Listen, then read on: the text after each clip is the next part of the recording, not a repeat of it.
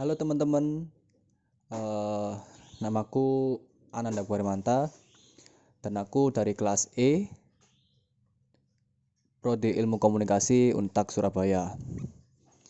Sekarang aku akan mengerjakan sebuah presentasi dari dasar-dasar manajemen yang aku ambil materinya sekarang adalah kepemimpinan. Sebenarnya apa sih itu kepemimpinan? Jadi pengertian kepemimpinan itu adalah suatu seni atau proses yang mempengaruhi sekelompok orang sehingga mereka mau bekerja dengan sungguh-sungguh untuk meraih tujuan kelompok tersebut. Jadi bisa dibilang itu sebagai produktif.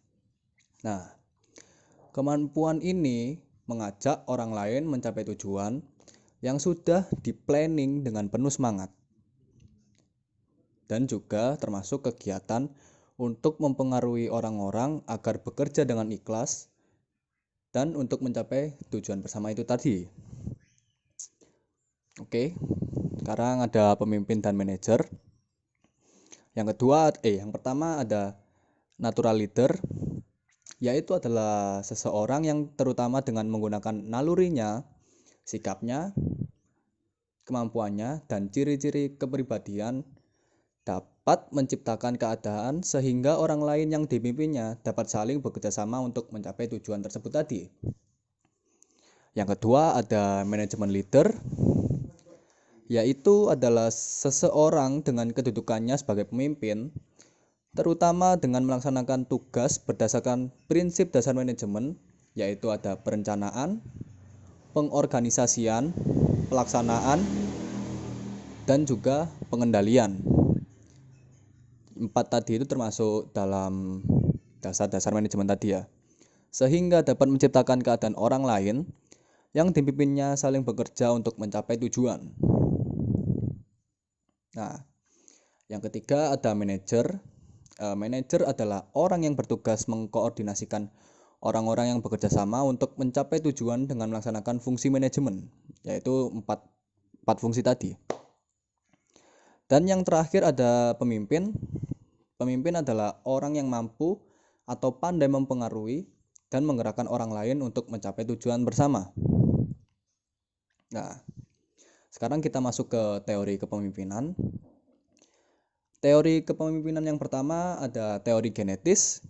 Nah, inti teorinya adalah leader are born and not made. Jadi, seseorang akan menjadi pemimpin bila dilahirkan dengan bakat-bakat kepemimpinan dalam kondisi bagaimanapun.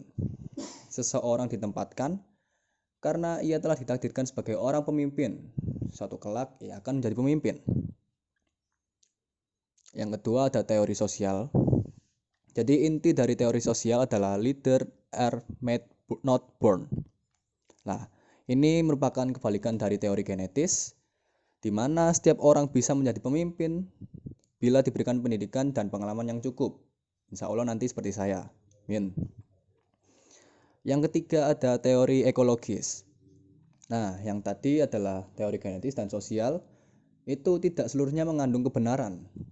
Maka, sebagai reaksi terhadap kedua teori tersebut, muncul teori yang ketiga, yaitu teori ekologis.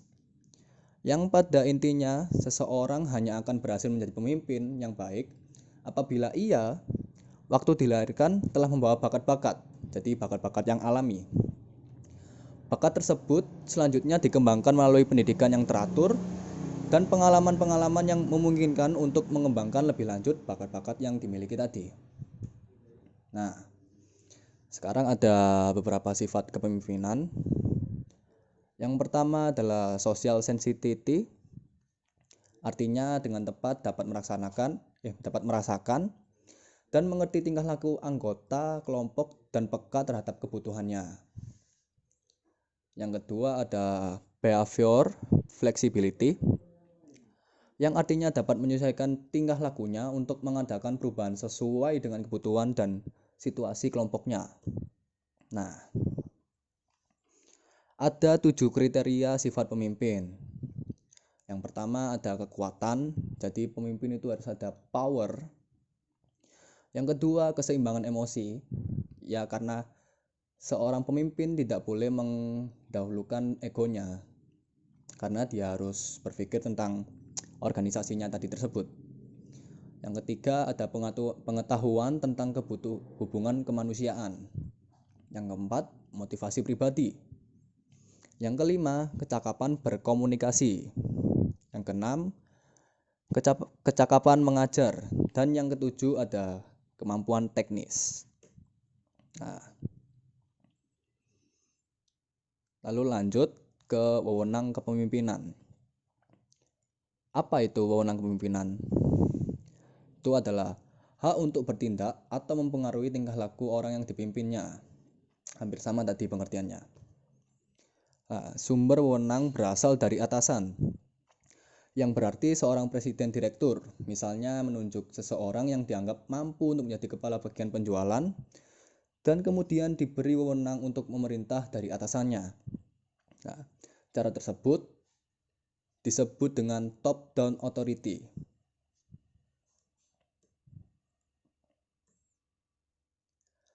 Top-down authority diperlukan apabila tingkat koordinasi dan pengawasan yang layak perlu dicapai. Tingkat wewenang yang terpusat diperlukan untuk mencapai perencana dan pengambilan keputusan yang diperlukan untuk membantu perusahaan bekerja dengan kohesif. Maksudnya bekerja dengan erat. Yang ketiga, susunan wewenang yang formal membantu adanya kesatuan atau unit yang diinginkan. Konsep yang kedua setelah ada top-down authority adalah bottom-up authority yang mendasarkan diri pada teori penerimaan. Nah, pada konsep ini dipilih, maksudnya diterima oleh mereka yang akan menjadi bawahannya. Nah, ini ada beberapa contoh gaya kepemimpinan. Jadi, apa sih itu gaya kepemimpinan? Gaya kepemimpinan adalah pola tingkah laku yang dirancang untuk mengintegrasi tujuan individu untuk mencapai tujuan. Nah, yang pertama ada the autocratic leader, yaitu yang berarti menganggap bahwa semua kewajiban untuk mengambil keputusan, untuk menjalankan tindakan, dan untuk mengarahkan, memberi motivasi, dan mengawasi bawahannya terpusat di tangannya dengan maksud untuk meminimumkan penyimpangan dari arah yang dikerjakan. Yang kedua ada the participate. Pemimpin mendorong kemampuan mengambil keputusan dari para bawahannya sehingga pikiran-pikiran mereka akan selalu meningkat dan makin matang. Para bawahan juga didorong agar meningkatkan kemampuan, mengendalikan diri dan menerima tanggung jawab yang lebih besar. Lalu ada pemimpin akan menjadi lebih suportif dalam kontak dengan para bawahannya dan bukan menjadi bersikap diktator.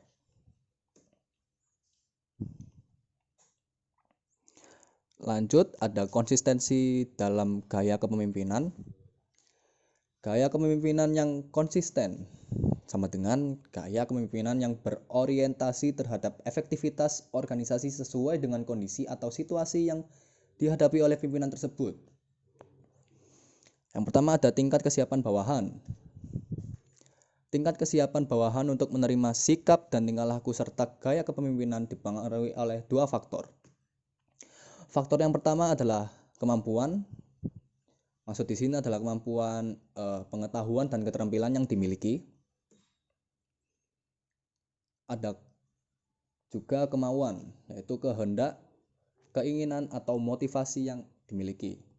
Nah, kedua faktor tersebut menimbulkan bermacam-macam tingkat kesiapan, seperti tidak mampu dan tidak mau, tidak mampu tapi mau, mampu tapi tidak mau, dan yang terakhir adalah mampu dan mau.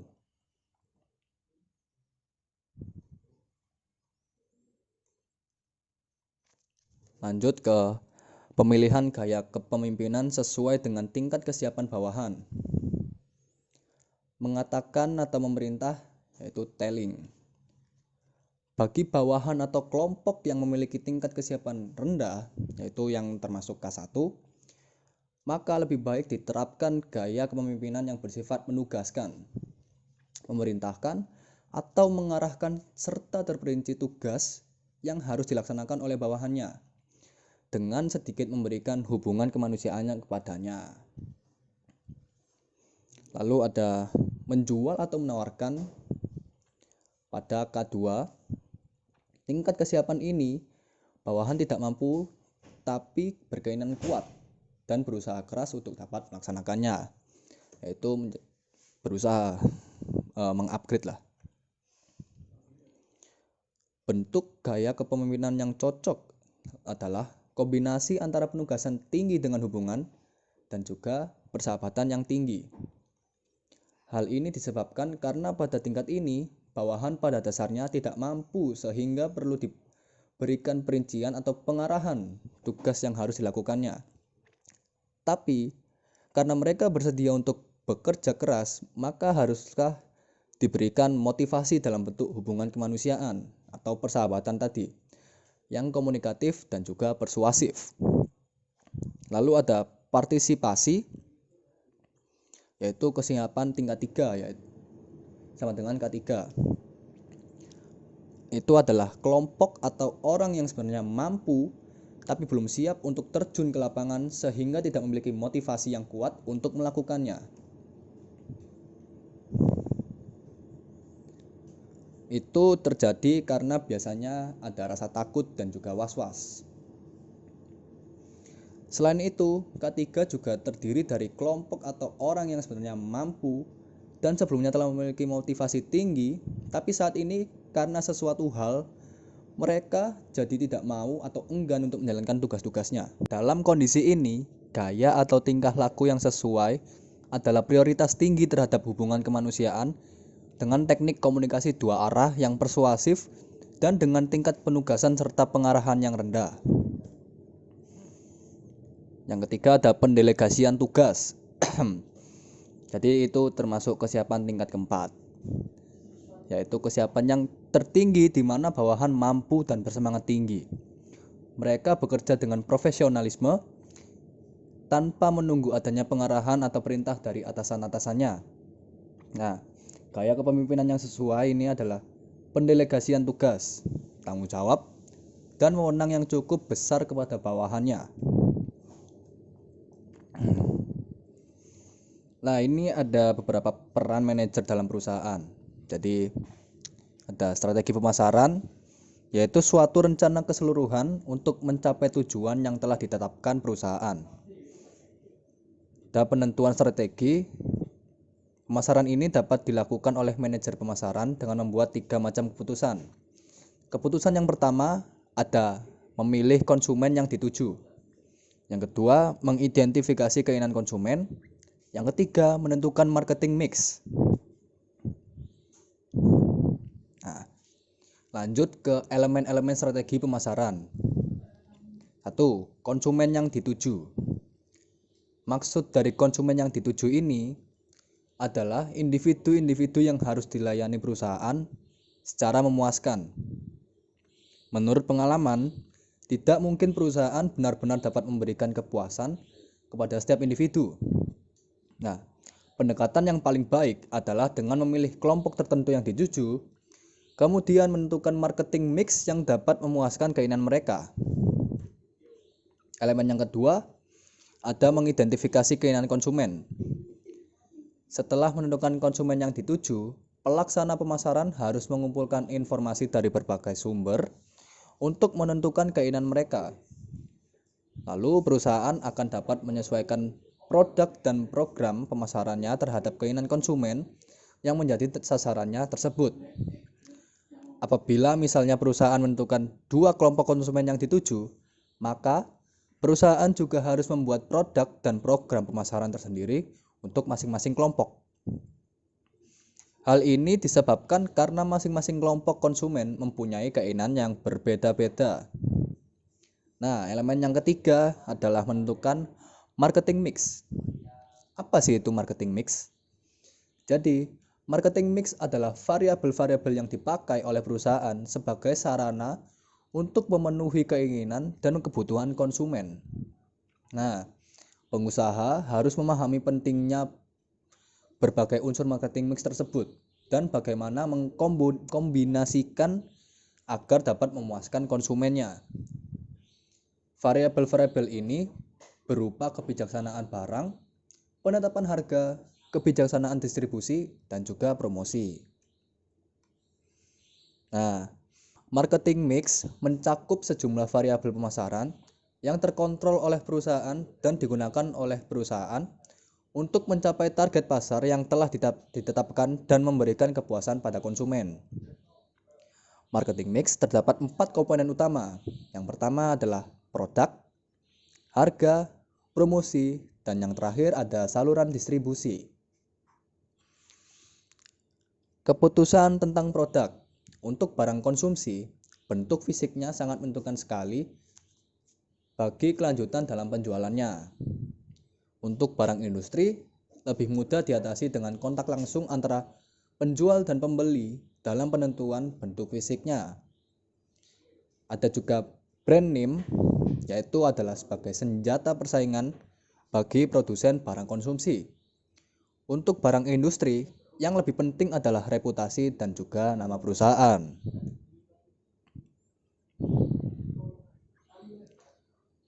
Ada faktor lain yang sangat penting bagi program pemasaran barang industri dan memerlukan biaya yang cukup banyak, yaitu adalah garansi. Aspek bantuan sesudah penjualan seperti pemasaran dan reparasi juga perlu dipertimbangkan. Sering masalah ini perlu dipertimbangkan untuk barang konsumsi, seperti mobil dan juga lemari es. Nah, selain aspek-aspek di muka, faktor lain yang tidak kalah pentingnya adalah faktor pembungkusan. Lalu ada penetapan harga.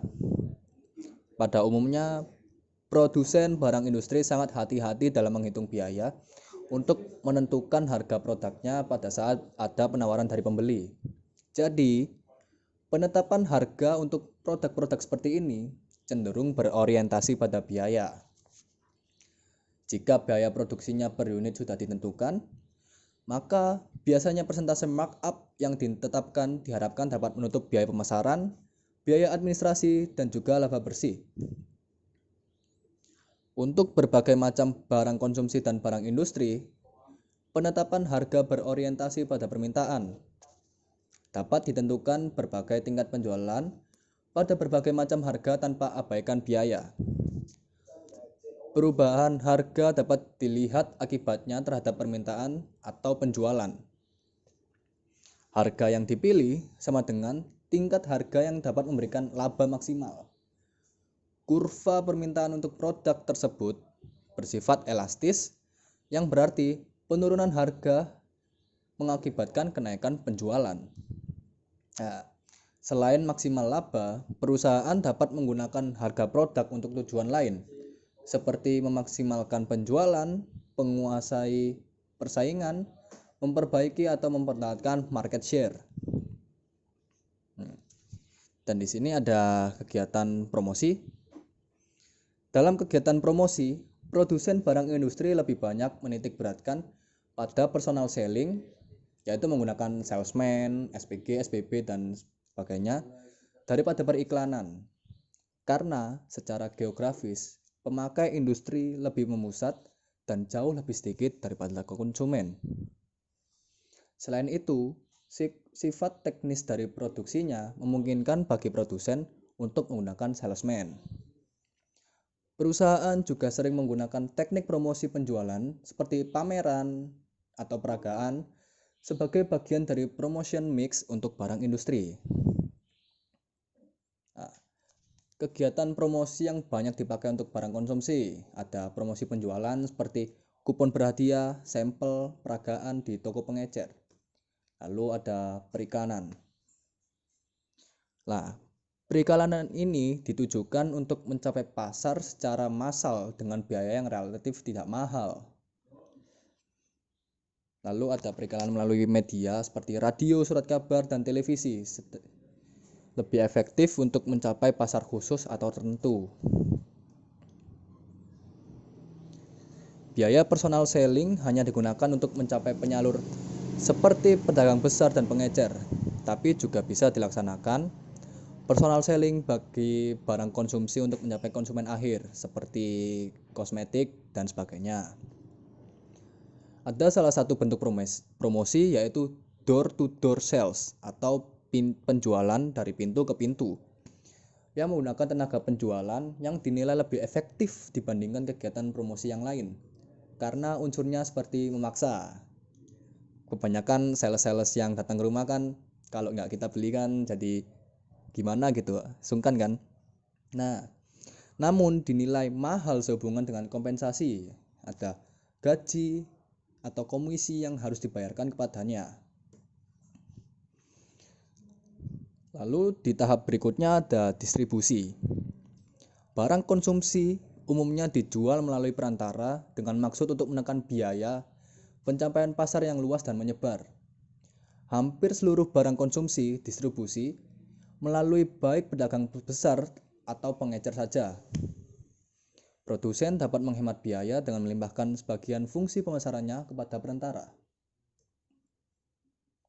Untuk barang industri, hampir sebagian besar tidak menggunakan perantara, tapi secara langsung dijual kepada pembeli industri karena adanya keinginan untuk mengadakan hubungan antara penjual dan pembeli melalui proses yang ada. Hal ini memungkinkan bagi produsen untuk melayani pengiriman secara cepat kepada pembeli yang menghendakinya sehingga dapat menghemat biaya distribusi karena tingkat persediaannya yang semakin kecil. Lalu ada yang di tahap terakhir adalah produksi.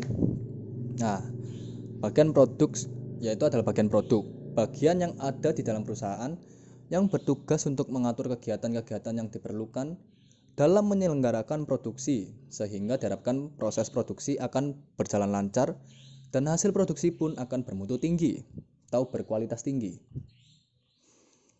Manajer harus mengkoordinasikan antara kegiatan produksi dengan kegiatan lainnya, terutama di bagian pemasaran, keuangan, dan juga personalita. Lalu manajer harus memperhatikan 4 tepat jumlah, tepat mutu, tepat waktu, dan juga tepat harga. Oke, itu mungkin presentasi dari saya. Kalau ada salah kata mohon dimaafkan, semoga nilai UAS ini bisa terpenuhi. Saya Ananda Bermanta dari kelas E jurusan Ilmu Komunikasi NBI 1151 90246 pamit undur diri. Salam.